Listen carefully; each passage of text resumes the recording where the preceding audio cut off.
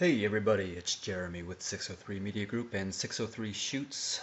We're going to discuss some commercial photography today. More specifically, we're going to go over some techniques for taking an otherwise bland photograph and making it look pretty nice. So what we're going to be working with is a nice kind of a crowd shot here of some workers and the vehicles and other apparatus that they work with. And as you can see, it was a pretty overcast day. This is an evenly exposed photograph, but it's not very interesting. It's the lighting is so even all around that there's really nothing to draw any interest to it. So we need to take this photograph and we need to spruce it up, spice it up, make it look better than it is. What we're going to end up with, if we do this right, is something more along the lines of this. So you can see that's quite a dramatic difference there. We start out with this and wind up with this. So let's drop our photograph into Photoshop and let's begin. So the first thing I like to do anytime I open up a photograph is go right to the auto tone function, and that's up here under the image menu in the menu bar, and right here drop down to auto tone. And the reason I do this is because Photoshop actually has a very intelligent algorithm that it uses for applying an auto tone. It basically smooths out the contrast, brings the levels up a little bit, makes some of the darker shadow areas pop a little bit more. Basically what it does is it provides an excellent starting point, and that's really all it is. It's just a starting point, kind of takes some of that initial work out of your hands. So going from there, first thing I like to do anytime that I have vehicles in a photograph is I look at the paint job in the vehicles and what can I do to spruce it up. Sometimes it's as simple as just doing some dodging and burning and saturation. Sometimes I want to do something a little bit more dramatic. In this case, with the dark tones of the van and the very light tones of the truck, I'm actually going to do something a little bit different, where instead of just working with the colors as they are, I'm actually going to go into a plugin that I use called Topaz Adjust, and going to use that program to bump up the quality of these colors.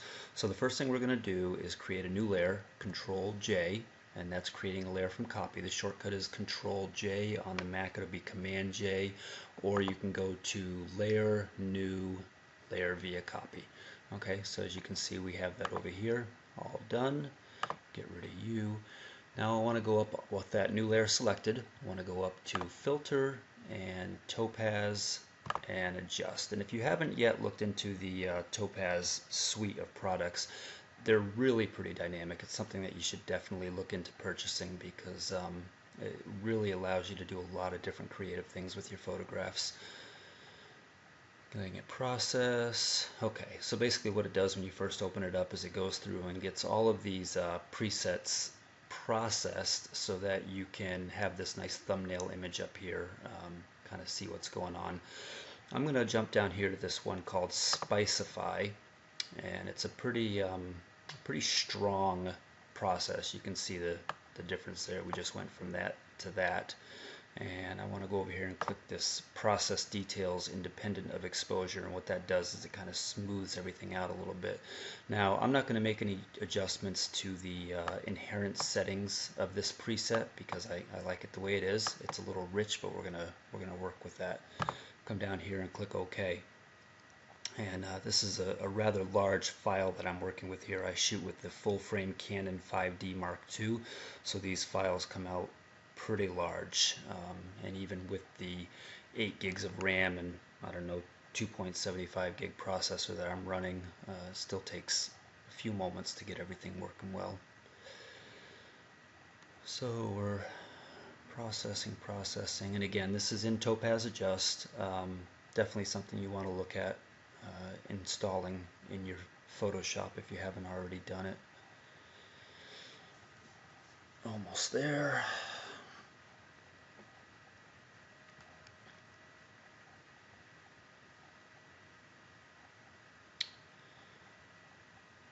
And we're out. Okay.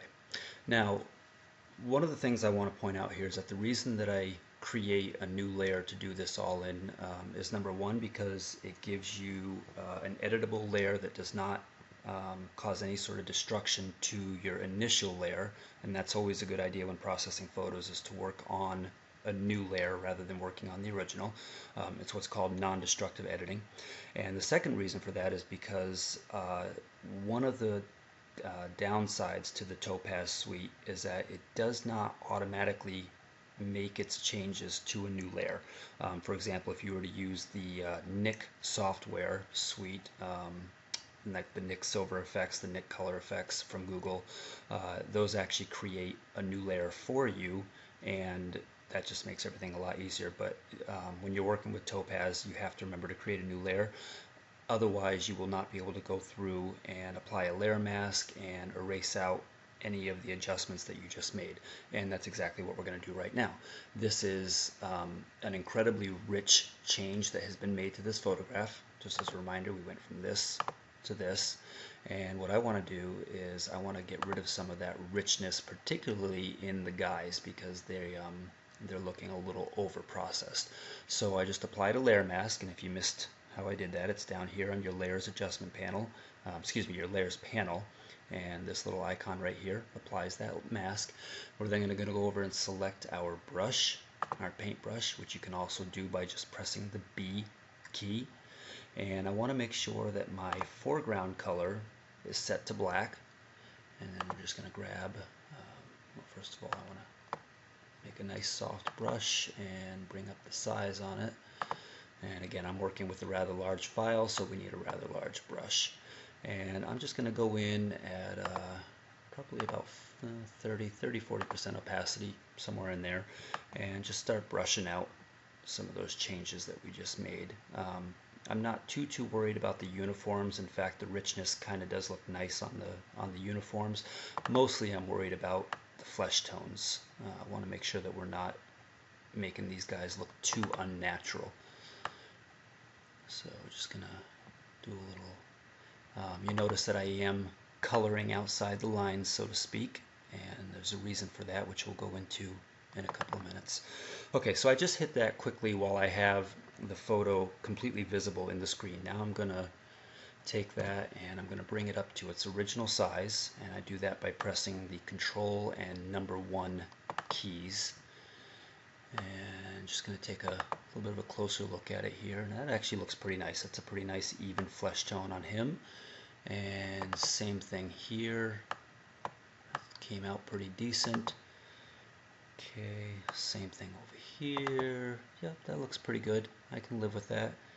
And then just go down and check. Whoop, there he is. Check out this guy right here. Okay, and yeah, that's pretty decent. Okay, good. So Control 0 is going to bring that back down to fit within our viewing window. So now I'm going to hop off of the mask here. And whoop. Okay, not sure what just caused that, but okay. Anyways, so I like what we've done so far, particularly with the tone of the trucks. You know what I am going to do though is I'm going to take and brush out some of the changes in the pavement, and the reason I'm going to do that is because that's a little too red for me, and again, that's just kind of that saturation increase from using the Topaz Adjust. I don't want that pavement to be as red as it was, so that looks pretty decent right there. Okay, so we've got that done.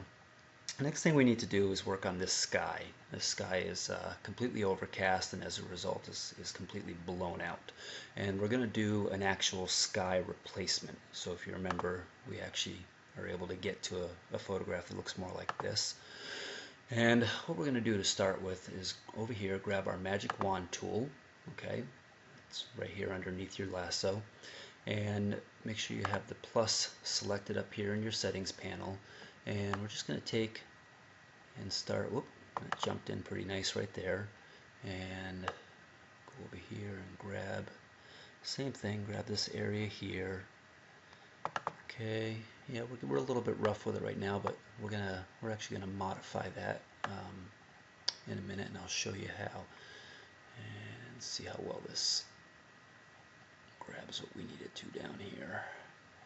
Whoop, Okay, so that got a little crazy right there, but that's okay. When that happens, when it ends up selecting more than what you need it to, you're just going to go back here, grab your minus, and now the reason it did this is because this white tank is basically the same tonal range as the sky, so that confuses the magic wand and it doesn't quite know where it's supposed to end. Okay, so we just got that back under control.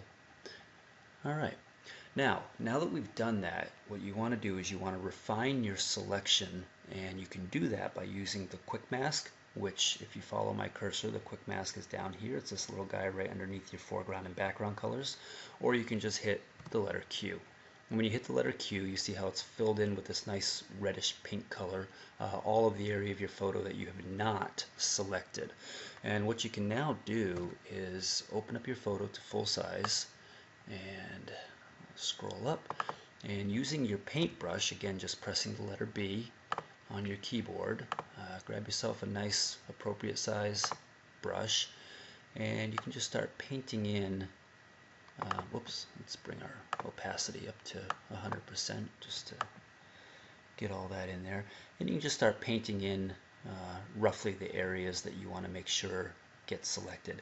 It doesn't have to be exact, and you'll see why in just a moment.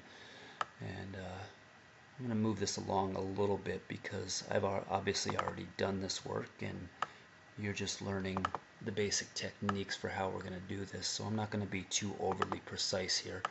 So let's just paint in, oops, that was probably a little too imprecise. There we go. Okay, grab this area right here a little bit. Okay, and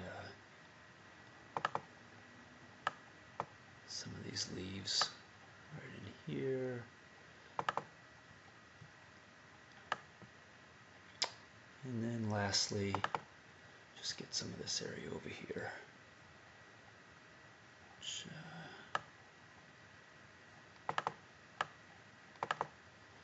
okay, now whatever photograph you're working on obviously is going to have its own unique selection needs. So this is just showing you the basic technique. You've started with a magic wand and you're now using your quick mask mode with a paintbrush. Now a lot of people ask, why can't you just start with the quick mask mode and brush everything in right to begin with? Wouldn't that be easier? The answer is actually yes and no. It really depends on the details that you're working with within your photograph. When you're doing a sky replacement, you've got probably a pretty sizable area that the magic wand can very easily just grab. And if that's the case, then really the magic wand tool is going to be the way to go, because you'll have a nice big open area. You just drag onto it with your magic wand, and chances are it's going to give you a pretty accurate selection. And then you can go in and refine your details with the quick mask mode and a paintbrush. Okay, so that looks pretty decent for the purposes of this video. So once you have all of that done, press the letter Q again, and now we see how we have the selection. Okay. What you're going to do next, this is the important part, go up to your select menu, load selection, getting ahead of myself, select menu, save selection, and we're going to name that selection sky, and click OK. Now that we've done that, Control D to deselect because we don't need that selection right at this particular time. Now I already have open a nice free use stock image of a sky. This is something that was downloaded as part of a free photo package some time ago. To be honest with you, I don't remember where I got it from, but a Google Images search will give you similar results to this. So I have a nice blue sky, some very nice white clouds in it. I'm just going to drag that over and place that right on top of our photo. Now it's a smaller photo than what we're working with, so I'm going to size it up. I've already done this, so I already know just from having done it that I don't really see a loss of resolution by upsizing this photo so much, but that's definitely something you want to watch out for if you do have to upsize the photo that you're using. You want to make sure that you don't end up pixelating your photo by upsizing it too much. So there we go. Okay, so now we have that over our layer. The next step is going to be go to Select, Load Selection, and now we're going to select our channel, which is going to be the sky that we had previously saved, and click OK. And you can see where we've loaded. This is the selection that we created a few steps ago. Now we need to apply our layer mask. We go to Layer, Layer Mask, and we want to reveal our selection like so. Okay, so as you can see, we've basically put that blue sky in its place. Now obviously there's still a lot of area here where it didn't blend in quite so well, because those are areas that we didn't have selected. And I like this photo for showing how to do a sky replacement, because it does have all these pine trees with their needles and all these tiny areas that if you were trying to hand select all of these, it would take you hours to do. Fortunately, there's a way around that. The first thing we're going to do is we're going to make sure we have our sky layer selected, and we're going to go over here to our blend mode, and we're going to select multiply. Okay, and by doing so we are by doing so we have made a much nicer blending that we're now going to be able to work with by keeping our mask selected on that same layer, grabbing our paintbrush, and let me get up to a size here that you can see what's going on, and make sure your background color is selected. And as I paint over this with 100% opacity, you see the change that's been made. Okay, we've actually managed to fill in all those areas without losing much of the tree.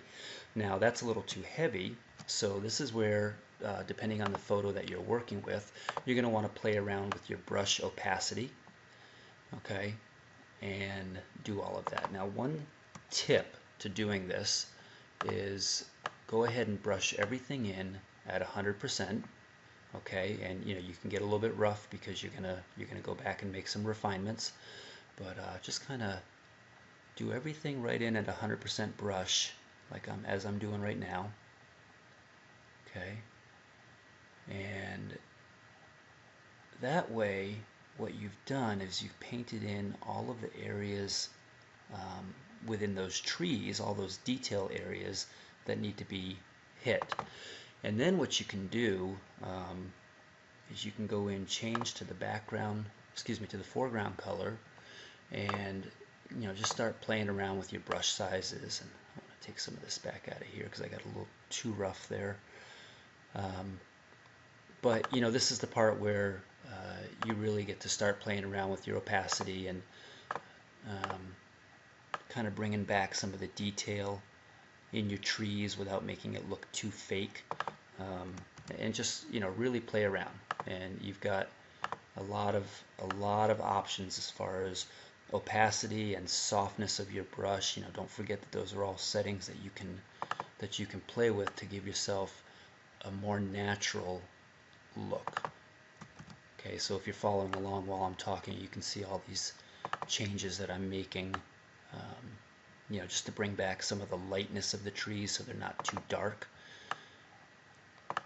And I want to bring back some of our tank here that we kind of blended in a little bit. Okay, that's as far as I'm going to go for the purposes of this video, because again, you're going to be working on a different picture, and I've already done all the work on this. So I am just going to very quickly bring back this fella because we got a little too carried away blending him in. So the next thing that we're going to do, let me just fix it right there, sorry. Okay, so the next thing we're going to do, now that we have all of this done, is we're going to go ahead and add some details. You can see this is already becoming a bit of a different looking photograph than it was when we started. This is what we started with, okay, very evenly lit, just kind of boring tones. And this is where we're at so far, and you can see we've already got kind of that pop factor to it. So what I'm going to do now is I'm going to go back to this layer that we created, this copy layer, and I'm going to grab my dodge tool and bring up my brush size a little bit more, and I want to start playing around with bringing out some of the midtones and highlights, particularly in the chrome of these vehicles and in some of the reflections. Okay, and that's a little too much on that. And this is, again, one of those things that you're going to want to just play around with, depending on your picture and depending on the tonal quality and the tonal range of your picture. Okay, I'm just going to play around with it a little bit and just bring out some of those highlights and some of those reflections in whatever way looks pleasing to you. Okay, now that you've done that, go ahead and make sure that you're not on the mask. Make sure that you're selected on the actual photo. And the next thing we're going to do is we're going to add some lighting to these vehicles. Usually when I'm shooting vehicles, whether it be at a classic car show or whether it be a commercial shot like this, whatever the case may be, I like to shoot them with the vehicles off. With the lighting off. And the reason that I do that is because the options for adding lighting in Photoshop are really quite nice, and I believe I can get a much nicer effect than if I had just been using the actual headlights and marker lights on the vehicle. That kind of limits you a little bit in terms of what you can do. So we're going to start with this van's front left headlight right here. And the way that you do this is by starting with a new layer. Go down here and click on your layers panel, create a new layer right there. Okay, and we want to make sure that we have our foreground color set to black, and we're going to press the Alt, or excuse me, we're going to hold down the Alt button and press the backspace. And I have completely skipped over a step.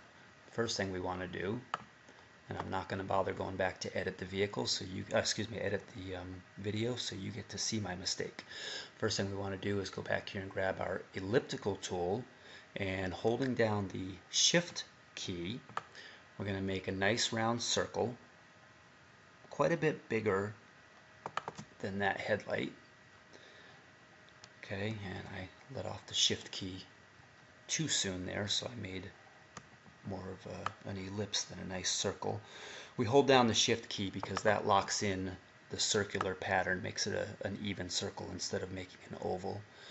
Once you have that done, center it over your headlight, and then, as we tried to do earlier, hold down the Alt key and press backspace, and you can see that that's filled that selection in with black. Okay, now we're going to go up here to our filter, come down here to render, and select lens flare. I like to use this 105mm prime. You can see there's some different types of flare effects, and you can use whatever you like, but for vehicle lighting, this 105mm seems to work the best. And I'm going to move that over right about the center of our circle. Keep our brightness right at 100%, don't need to change that for anything, and click OK. You see what we've done here. Now, Control D to deselect that layer. We no longer need that selection. And we're going to change the blend mode of our layer to screen, like so. Okay, now you can see, if you look closely, that we still have some hazing around the light here. We're going to fix that by changing our levels. Go up here to Image, Adjustments, Levels. And I'm going to bring up the blacks, which are our shadows, a bit there, and then bring up our grays, which are our midtones, a little bit more there. Okay, and click OK. And so now we have a nice headlight there, but we're not done yet because that headlight looks kind of boring. It's not, it's not really quite as nice looking as we want it to be.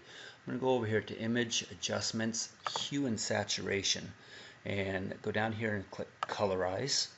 And if I'm moving too fast for you, just remember you can always rewind the video. So select Colorize, and I'm going to bring this up to somewhere in the blues range. I'm going to give it almost an HID headlight effect without it being too obnoxious. basically what I'm trying to do is I'm trying to make the tones of the headlight complementary to all the other blues that are already in the photo. We've got, you know, blue uniforms, we've got a blue truck, we've got now blue sky that we've added, and I just want the headlight to complement that. Um, so that's pretty good right about there. Okay, now, yeah, I like that. Okay, so go up here and select your move tool or press the letter V on your keyboard and just, you know, kind of work with the alignment of it. You can also use the arrows, which I'm doing right now on your keyboard. And there we go. So we now have that pretty well centered. Okay, so we now have a nice headlight there. What I'm going to do next is I'm going to go over and start working on the truck headlights, which neither one of them are fully visible in the frame. One of them is cut off on the side of the photo, the other one is hiding behind this guy's arm, but that's okay, because if the lights were on, there would still be some light creep out into the photograph, even in a daylight photograph. So we want to go ahead and add that to show that those lights are on. So again, layer, go up here and grab your elliptical tool. Now we want to make our full selection within the boundaries of the photograph, because what happens is if you don't do that, if you try to make it out here, then Photoshop will actually cut off part of your selection. I'm going to go ahead and show you what I'm talking about. So if you start off screen and do that, okay, you see what's happened to our selection here. We now have the flat edge over there. So we don't want that to happen. So make your selection right here. Keep letting off that shift key. Just a hair too soon. Okay, make a nice big circle. And there we go. Hold down Alt, press backspace, filter, and I'm just going to go ahead and use the repeat function right here, lens flare, because that keeps everything exactly the way we want it to be anyways. Okay, Control D to deselect, change our blend mode to screen, and now we have this nice light. Grab our move tool or press the letter V on your keyboard and bring that over to about where the headlight would be. And again, you're going to go off screen just a little bit, but you can see where it's creating some light creep out into the photo. If you don't see that, we just turn that off and turn it back on so you can see what's going on there. Okay, so again, we're going to go over here and make some adjustments to the hue and saturation, just because that really helps let us know that there is indeed some lighting there. Okay, some nice. Okay, that looks pretty good, and it's really subtle. Okay, now because we have two identical headlights on a vehicle, we're just going to use our Control J to make a layer via copy, or alternatively you can go up here to layer, new, and layer via copy. Okay, so we've now created that layer via copy, and we're going to pull that over and we're going to position it right about where the headlight would be behind this gentleman's arm. Okay, I'm going to bring this up a little bit so I can work with it better. Okay, now this one has a little too much light creep for its position, so we're going to again make our levels adjustment, bring up our blacks, bring up our grays. Right about there is good. Okay, now obviously the light can't be right on his hand, but it is positioned about where that headlight would be. So we're going to apply a layer mask, and we're going to grab our brush, and we're going to take and just, oops, make sure your foreground color is set to black, and we're just going to brush out some of this, but we're going to leave a little bit of it as well, because that light leakage obviously would you know, reflect onto his hand. Okay, so yeah, that's pretty decent. Okay, now we're just going to get rid of all this leakage that has kind of happened around his body, and again, this is something you'll play with just to get everything looking the way you need it to.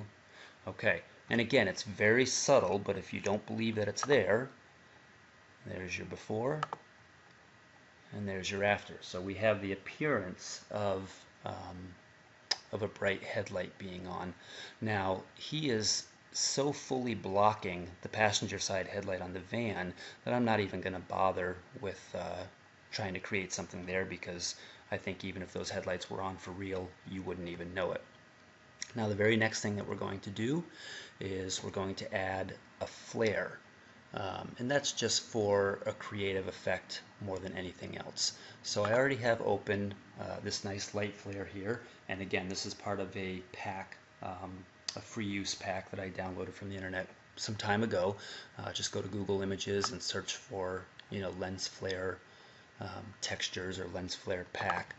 So we're going to drag that over on top of our image, and as you can see, this is quite a large image that we have here, and that's okay.